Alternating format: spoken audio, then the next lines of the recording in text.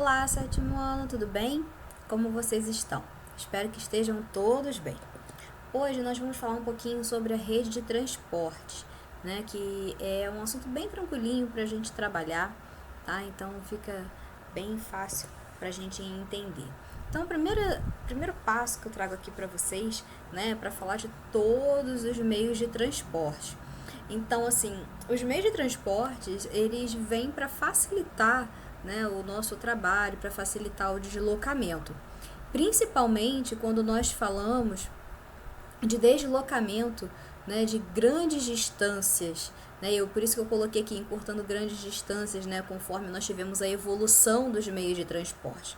Isso porque ele faz com que o nosso deslocamento seja mais rápido, seja mais eficiente, não só de nós pessoas, mas também, né, das cargas, das mercadorias, das coisas, tá? Porque nós temos um fluxo muito grande, né, de comércio, e no comércio a gente precisa enviar essa mercadoria de um local para o outro.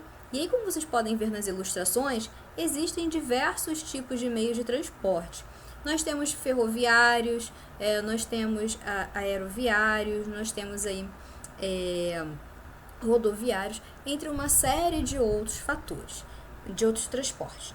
Então, seguindo aí, né, como é que a gente vai dar uma classificada nesse meio de transporte? Porque quando nós falamos de nós, pessoas, nós falamos de transporte, transportar, né, nós vamos nos deslocar de um lugar para o outro. Mas quando nós falamos especificamente para as mercadorias, né, então a gente vai ter aqui uma classificação um pouquinho diferente. Então aqui a gente vai ver o sistema modal e o intermodal, né, que aí vai aparecer bastante para a gente nesse capítulo. Então, como diz o próprio livro, o termo modal está relacionado ao transporte de carga, sendo classificado em rodoviário, ferroviário, aeroviário, marítimo e hidroviário. E o termo intermodal indica que o terminal atende a mais de um tipo de transporte. Vamos lá.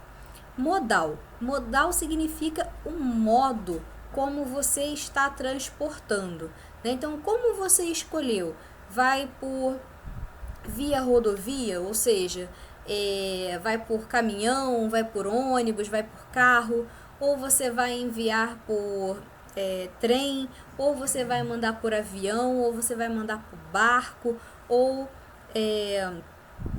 pelo sistema, gente, aqui sistema marítimo e hidroviário, tá? Então, marítimo, quando a gente fala basicamente desse transporte pelo mar, tá? Então, transoceânico, e o hidroviário quando a gente se refere mais a essa parte das hidrovias, dos rios, tá? Então, o deslocamento ali pelos rios, tá? Principalmente rios que são favoráveis à navegação, lembrando, né? Rios planos, que não tem grandes quedas d'água, que vão e tem bastante volume de água, que vão favorecer, né, o deslocamento aí dessas grandes embarcações. E o termo intermodal, gente, é quando você vai precisar de mais um modo. Por exemplo, quando a gente fala do sistema de soja, que vai lá do interior do Brasil para chegar até aqui no porto. Ele pode vir, né, de caminhão até um determinado ponto da viagem e depois ele pode seguir por trem. Ou ele pode vir de hidrovia, né, de embarcação, até um trecho da viagem e depois, vamos supor que essa hidrovia ela não segue adiante porque tem uma grande queda d'água. Então eles tiram, né, das embarcações e colocam em trens, né, vai pelo sistema ferroviário. Então nós temos aí o que? Uma intermodalidade. O produto, né, ele precisou de dois modos diferentes para poder chegar até o porto. E chegando no porto, ele ainda vai receber, né, um outro tipo de transporte, que o marítimo.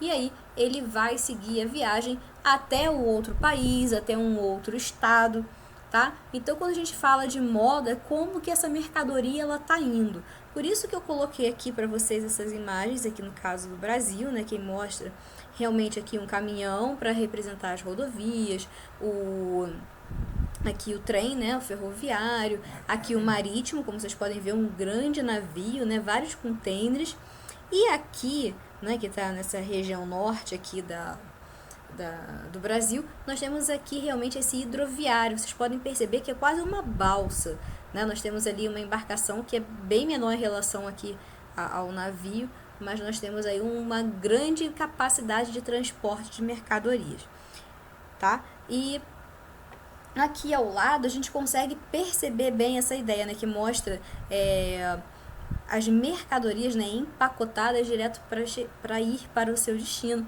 E aqui no caso ele está acrescentando ainda o aeroviário, porque tem algumas mercadorias que elas precisam ser transportadas com muito mais eficiência. Como eu falei com vocês, a soja, ela tem um tempo, é óbvio, para manter uma qualidade, mas é um tempo mais longo do que uma fruta, por exemplo. Quando nós falamos de exportação de uma fruta como o mamão, que é uma fruta bem sensível, então ela precisa chegar de uma forma bem mais rápida, principalmente quando a gente fala de exportação para a Europa, para os Estados Unidos, que são regiões bem mais distantes. Então a gente vai precisar realmente o quê? Integrar aí o sistema aeroviário, né? Que essa questão dos transportes, a gente fala dessa evolução, é justamente por isso, porque a gente vê as tecnologias, elas vieram favorecer o desenvolvimento desse transporte.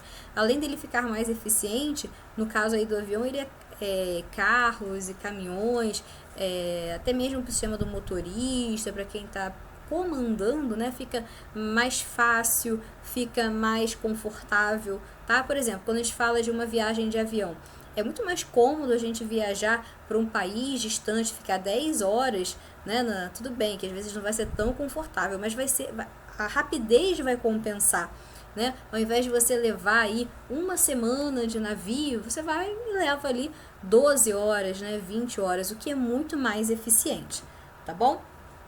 E aqui o livro, ele acrescenta que além desses meios de transporte de carga, há também umas outras formas, que é o caso do gasoduto, que vai conduzir o gás. O Brasil, né, ele tem aí realmente um transporte de gasoduto, principalmente aqui para essa região do Rio de Janeiro e São Paulo, que tem um alto fluxo, né, o consumo.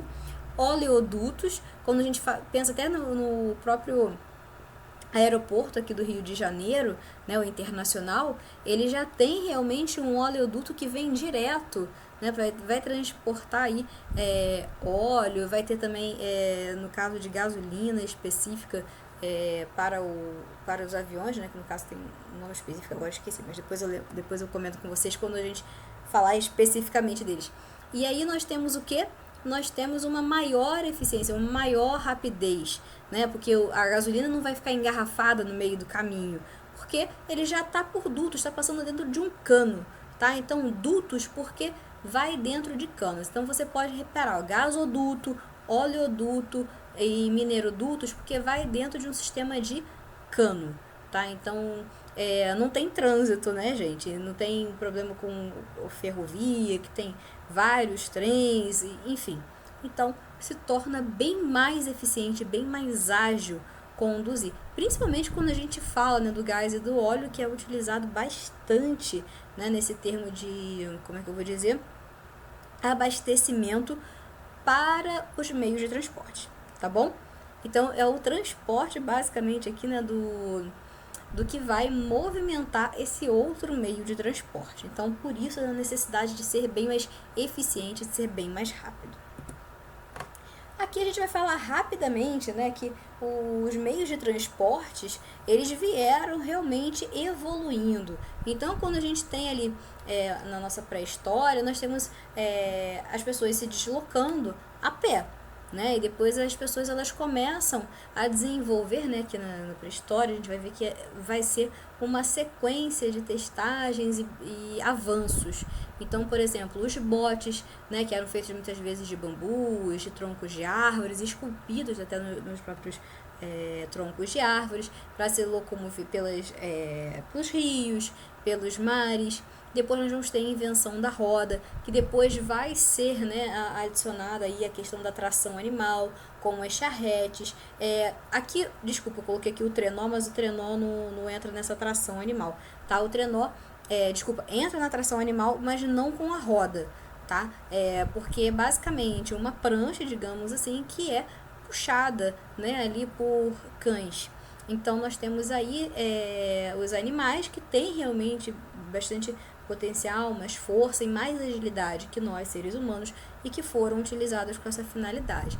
E aí depois nós vamos ver, principalmente com as revoluções industriais, um grande desenvolvimento aqui, né, dessas formas, desses meios de transporte. A locomotiva a vapor, o barco a vapor, que depois vai virar o trem elétrico, que hoje nós temos os metrôs, nós temos até outras formas, né, de conduzir os trens. Hoje nós temos o eletromagnetismo, que vai funcionar aí, né, tipo o magnetismo, que vai funcionar aí, por exemplo, ali no centro da cidade do Rio de Janeiro, que nós vamos ter transporte aéreo sobre trilhos, né? Então, nós vamos ter várias formas. E é claro que a gente não pode esquecer de falar dos foguetes também, né? Que os foguetes, a gente está falando de uma grande corrida tecnológica, né? Que aí nós tivemos aí a influência inclusive, né, em enviar, né, satélites, tudo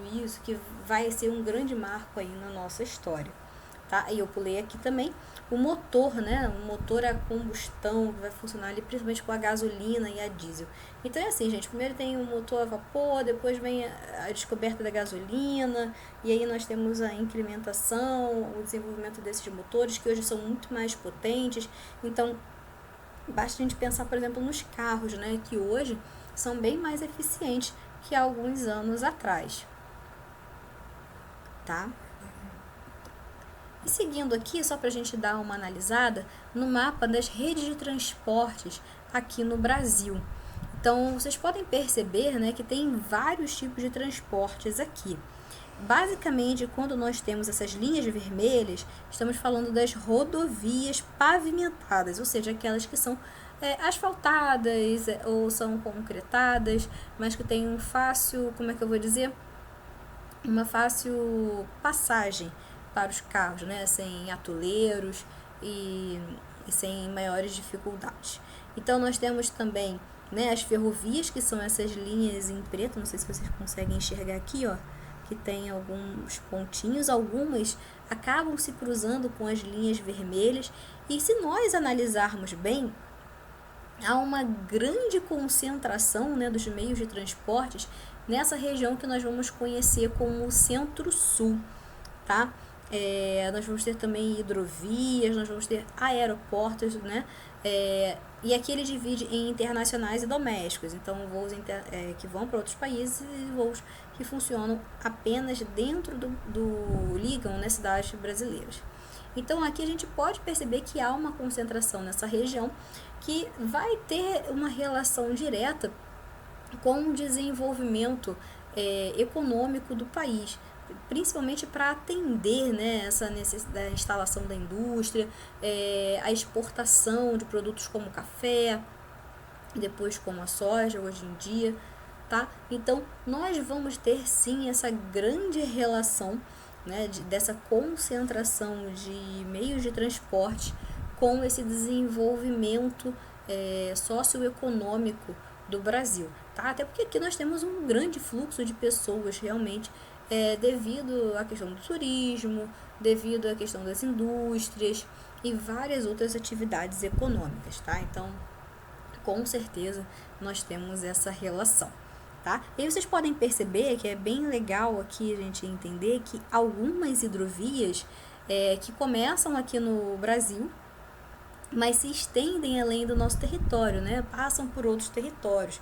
Isso porque nós temos alguns lugares, né, alguns rios, que eles vão começar no nosso território, mas vão passar por outros territórios. Então, nós vamos ter aí realmente, né, como é que eu vou dizer, uma coparticipação dos países nessas hidrovias para o escoamento de mercadorias, tá bom?